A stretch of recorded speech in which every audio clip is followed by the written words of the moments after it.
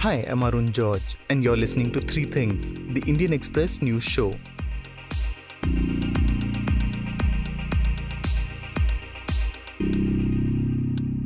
In today's episode, we're looking at the latest change in testing strategy for COVID-19 and how it's expected to help.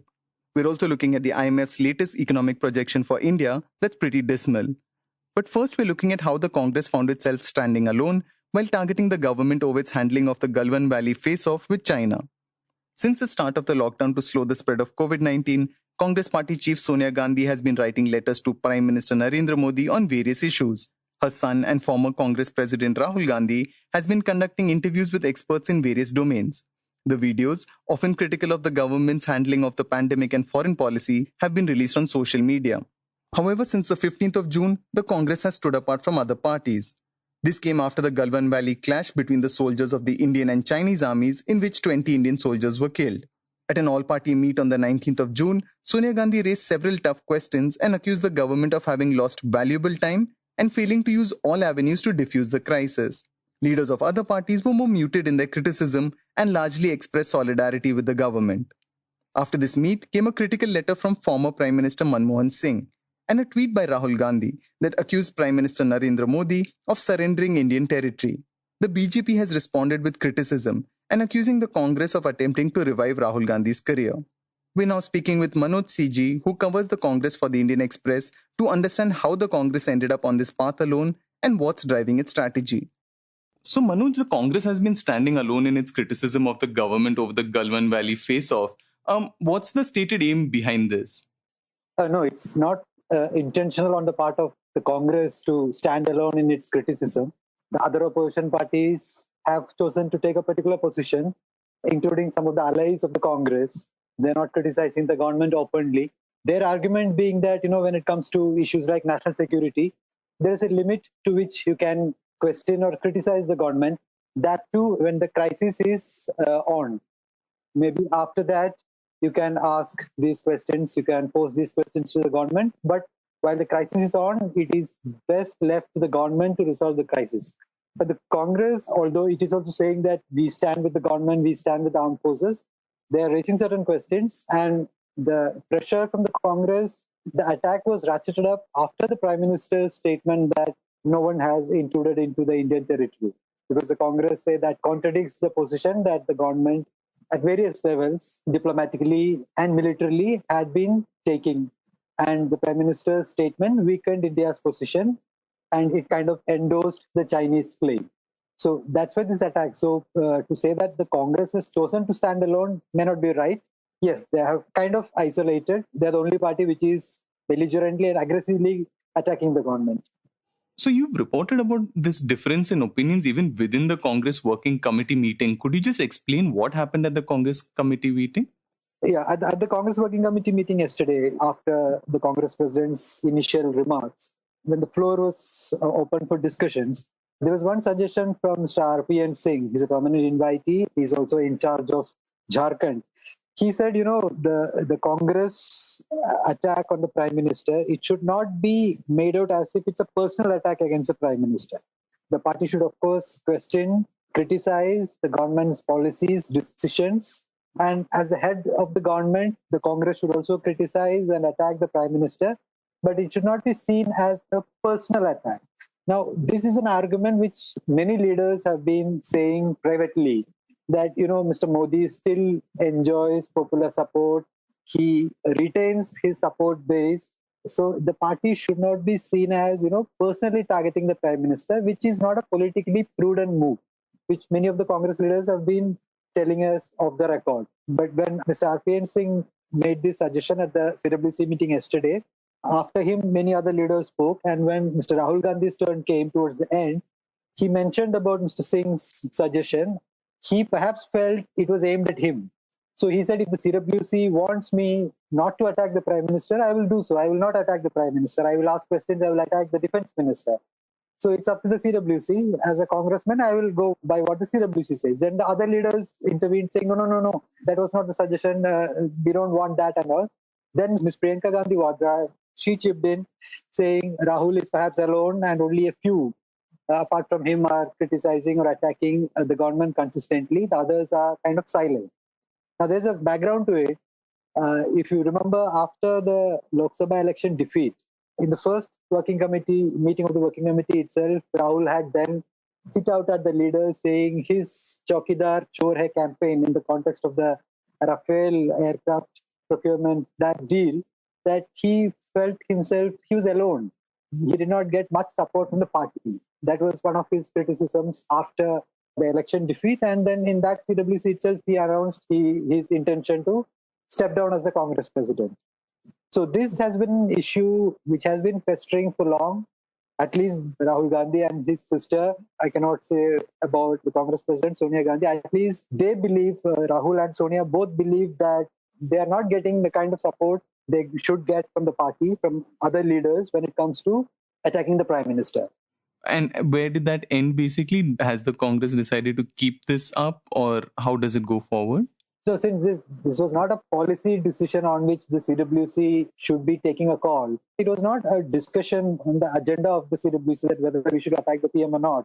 How much should we attack? There was a suggestion which Rahul felt was aimed at him. So it immediately, it only revealed the strains in the party, which is continuing for the last 1 year. It has not yet been resolved. So after that, the statement, resolution of the Congress Working Committee was pretty hard hitting on the government.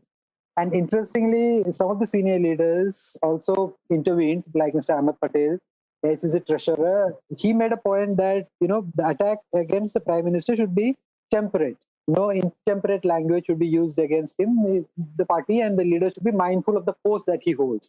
And Mr. Anand Sharma, the deputy leader of the Congress party in Rajya Sabha, he said whenever there was a need, the party, its leaders in parliament, has been criticizing the prime minister many a time to his face in parliament. So it is not that we are not criticizing. And Rahul at one point had said that, I am not scared of Modi. So some of the leaders told him that, none of us are scared. This whole question of, being afraid, that kind of sentiment is not there. We are all not scared of him. We all attack whenever the need arose. So that issue ended there, but it revealed the strains, it revealed the kind of distrust which is there among the top leadership of the party. So how much of this also has to do with, the Rahul Gandhi tweet where he called Narendra Modi Surinder Modi? Then there was a whole fight over what that term was, whether it was surrender, non-surrender. How much of this also is, playing into all of this? Many of the senior leaders of the party, when we asked them after the tweet, many of them told me that they don't endorse such kind of criticism. The government of the day should be taken on, should be questioned on policy decisions. And if the prime minister has made a statement which was objectionable, if the party feels it was objectionable, you can question that statement, you can bring out the contradictions in that, you can pick holes. But these sort of statements, many of the leaders have told us, is below the belt, which was avoidable. So if you see, many of them did not endorse his statement publicly, in the sense of retweeting or that tweet or something like that. So, but again, different leaders will have different ways of articulating, which the party leaders also understand. So that's not a point of contention, but many leaders across the length and breadth of the country of the Congress party still believe that this extreme focus, this penchant of the party to attack the prime minister personally may not prove to be prudent politically, may not get benefits electorally and politically. This has kind of been a long-standing problem with the Congress, no? As in whether to target Prime Minister Narendra Modi or not, because it's also something that perhaps he might have done when the Congress was in power. So it's also that sort of temptation to do a sort of tit for tat and, take that forward. Yeah, at least when it comes to the Gandhis, the sense is that Prime Minister Modi has been very critical of the Gandhi family, and the BJP as a whole has been very critical of the Gandhi family. So perhaps some of the leaders feel the belligerent stands by the Gandhis are a tit for tat. But this whole, whether the Congress should attack Modi personally, Mr. Modi personally, and how far should it go? It goes back even before 2014, when he was Chief Minister of Gujarat. Even at that time also, I remember there was this debate whether the party should consider him as among the many chief ministers of the BJP, because there is always this shadow of the 2002 Gujarat riots. And after that, if you remember, Mrs. Gandhi had famously called him Maut Ka Saudagar and all. So since then on, there has been a school of thought in the Congress which says we are going too far in attacking him. which only is proving to be his advantage. He's using it as a stepping stone to, create a personality within the BJP and outside of it. So maybe the party should not go that far. And then in 2013, the second half of 2013, when he was declared as the BJP's prime ministerial candidate, then that time also there was this debate: should we be attacking the BJP, highlighting the Congress's, the UPA government's achievements? So these two schools of thought existed in the party for some time, at least for the last 6 years. And we haven't seen a resolution, or the last word on it has not been said as yet. You've also written about how there are these echoes from the Kargil war when Sonia Gandhi was the party president at that time as well. While she's still the party chief, but isn't the scenario completely different in this case?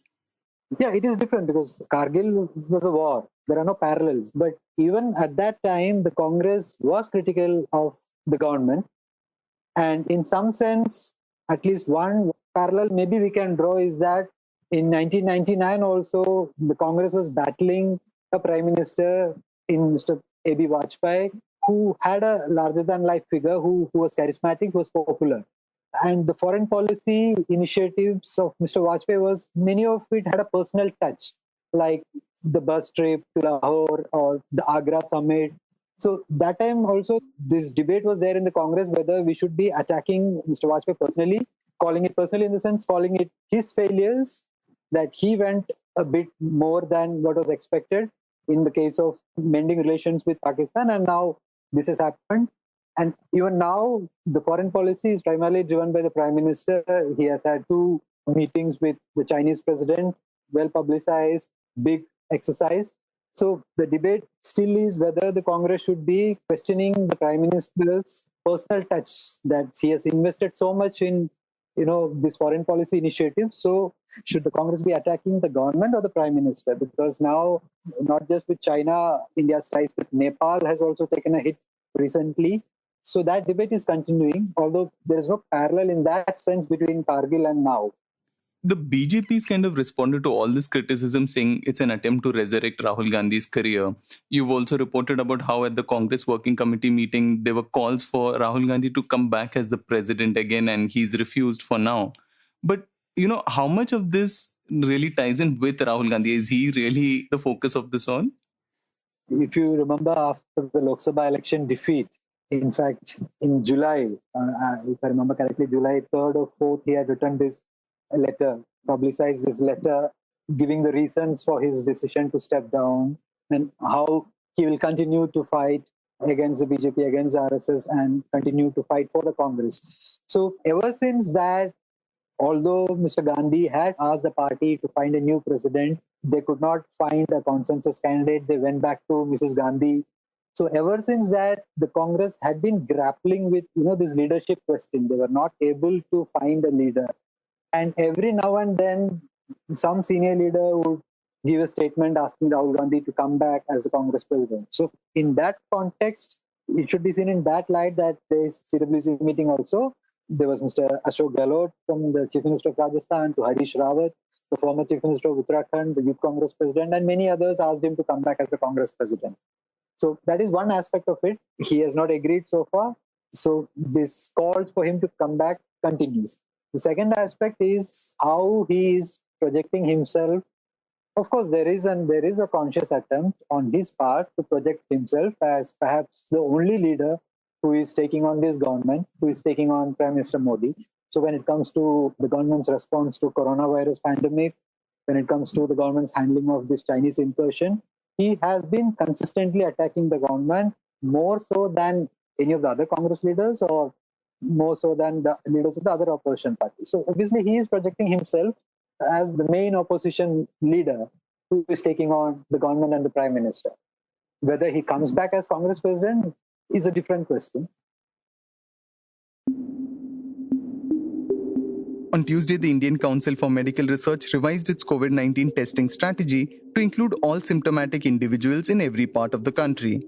This means anyone who has symptoms like cough, fever, shortness of breath, loss of smell, or any of the other symptoms associated with COVID-19 should be tested for the coronavirus. But what does this tweak in testing strategy mean? Will it be easier to get a test if you display symptoms? We're now speaking with Karishma Mehrotra, who reported on the change in testing strategy, about its potential implications, and how it's been tweaked over the last few months. We started by asking her about the latest guidelines. The ICMR has on Tuesday signified a very huge shift in the strategy by calling for, quote, all symptomatic individuals in every part of the country to be tested. So in addition to this shift, the ICMR has also urged private hospitals, offices, and public sector units to also conduct antibody testing as a surveillance measure. So these are two main changes that we're seeing in this new protocol. And it's sort of a continuation of many expansion efforts that we've seen by the ICMR, albeit there have also been significant backlash from all parties about a lack of testing. Some new important things that have been added into this advisory is that this rapid antigen testing should also be deployed in all government and private hospitals and labs. The suggestions in the advisory do signal a significant push in the spaces that should allow testing and people that should be tested. Karishma says that the initial focus of the testing in March was on ensuring that tests weren't used on people less likely to have contracted the virus. So only 3 categories of people were being tested: international travelers, contacts of someone who had already tested positive, and healthcare workers. And even under objectives of the strategy, they very explicitly say that they're trying to avoid indiscriminate testing and reduce panic and optimally utilize the resources of the country and scale up facilities for testing. So at that time, I think there was a very clear idea that there weren't enough resources and they had to be very reserved in their testing. Now, by the end of March, 2 weeks, 3 weeks later, you see the agency gradually expand testing for the first time. They're including asymptomatic contacts of a case. This is as sort of the world begins to realize how much of the transmission may be happening through asymptomatic cases. They also include hospitalized patients with severe acute respiratory illness. This is known as SARI. So this focus on SARI patients also runs alongside the agency's first surveillance method. That was to test SARI patients in hospitals to see if any were randomly positive for COVID, which would mean at least some signs towards community transmission, that people are being hospitalized with severe symptoms, but they do not have any international travel, they do not have any contacts. So that was the initial push that we see. In April came the rapid antibody test, which only told you if you had previously contracted the virus. But despite states being keen to use the test, there were limits to this form of testing. One version of the test bought from China even had to be withdrawn and sparked controversy at the time, with state governments complaining. So then you have another route that the ICMR decides to take, sort of acknowledging and facing the reality of continued limited resources. They detail out what we call pooled sampling. So this is looking for screening in areas that don't have that many cases or are somewhat low positivity.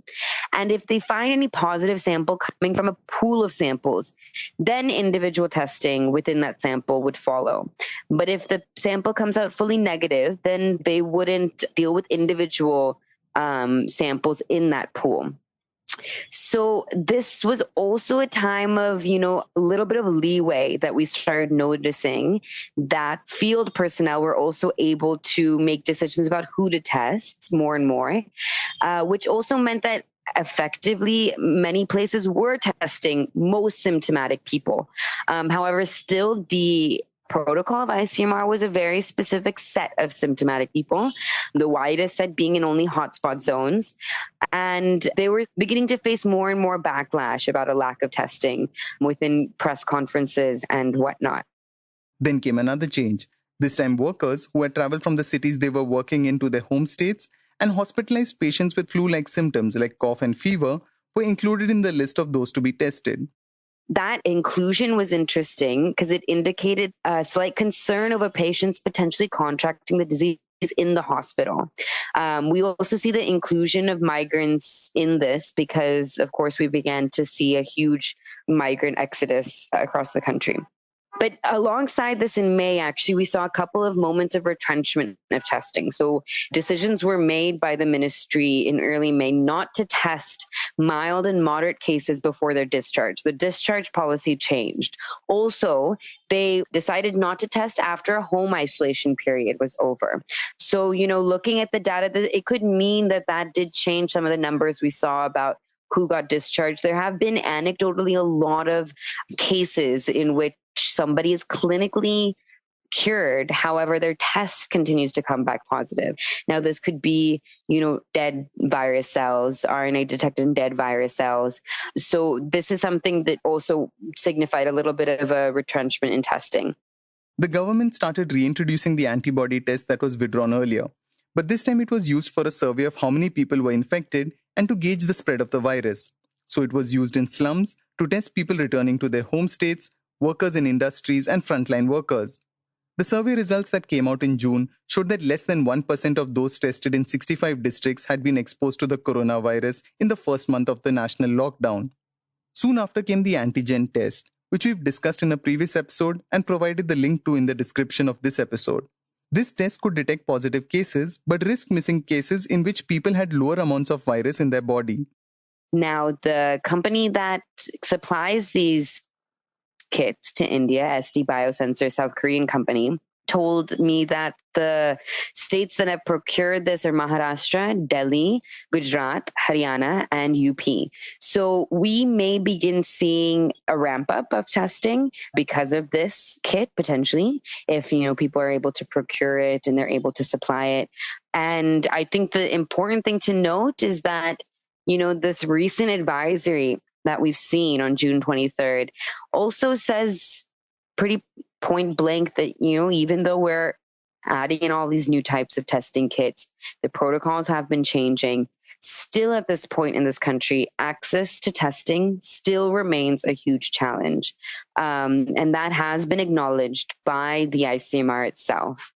Karishma says that the change in testing strategy now comes with a varied set of tests, all of which are meant to be deployed more widely. So they're hoping, especially on this rapid antigen detection test, that they can really ramp up testing in some of the harder to reach areas. And they have been pushing other easier to implement diagnostic tests such as TrueNat, CBNat. So these types of tests require a little bit of a, less of a laboratory setting. And they're initiating this to say, okay, we're introducing these and we are encouraging that access to testing be ramped up. And the fact that they're, introducing this as well to private hospitals, private offices even, public sector units, that's also an interesting suggestion that they've made, that it's not just your government hospitals and your government labs that they want this to be seen in. They're even saying, private offices can begin thinking about using something like antibody testing. It's a pretty significant suggestion, especially considering the fact that antibody testing has gone through a little bit of a back and forth controversy in terms of its efficacy, but now they're sort of pushing all of these things again. Another aspect that remains controversial is the testing of what are known as asymptomatic patients. That is, patients who have contracted the virus but don't display any of its symptoms. The World Health Organization says the number of asymptomatic infected persons spreading the virus could be anywhere between 6 to 41%, which means it's highly uncertain. What's the thinking on testing people who might have contracted the virus but don't have any of the symptoms? The main issue with this question is that it's very difficult to figure out if somebody is asymptomatic or pre-symptomatic. So I don't know when I'm testing someone, when they don't show any symptoms, if they could show symptoms in 3 or 4 days. So that's why a lot of backlash was there against what WHO said, because if you're not going to distinguish between those who are asymptomatic and pre-symptomatic, we know that pre-symptomatic transmission does happen.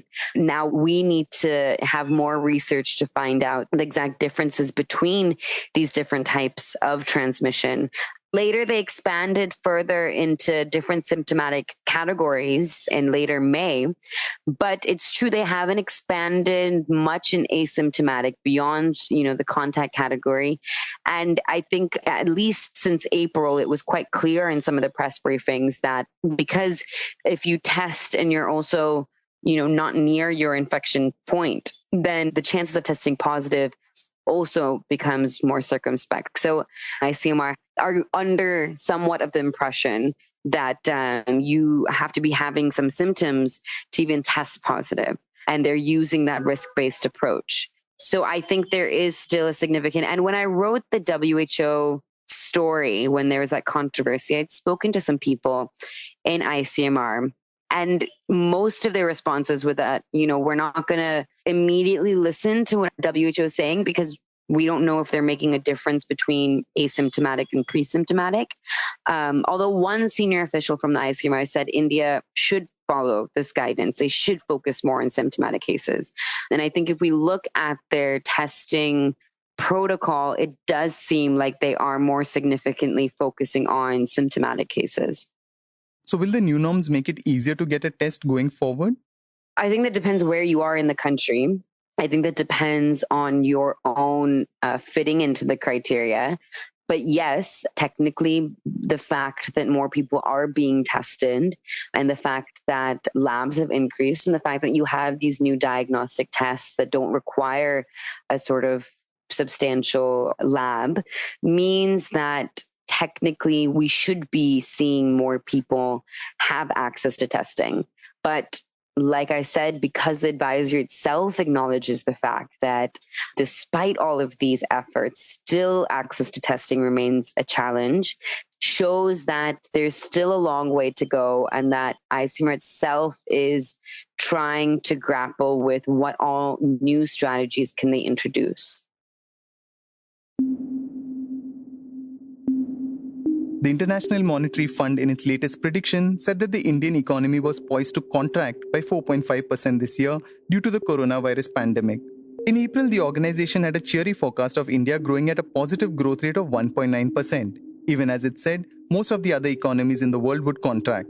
In its latest forecast, the IMF has said that the Indian economy is projected to contract following a longer period of lockdown and slower recovery than anticipated in April. The IMF's latest World Economic Outlook forecast says that global growth is projected at minus 4.9% in 2020, 1.9 percentage points lower than what it had forecast in April. The organization said that the coronavirus had a bigger impact than expected on the economy and that economic recovery is projected to be more gradual than previously forecast. However, it's not all bad news. The IMF has forecast that India could see a growth rate of 6% in 2021. You were listening to Three Things by The Indian Express. Today's show, as always, was edited and mixed by our producer Joshua Thomas. If you like the show, then do subscribe to it wherever you get your podcasts. Leave a rating or review. You can also recommend the show to someone you think will like it. It's the best way for people to get to know about us. You can also tweet to us at Express Audio and write to us at podcasts@indianexpress.com.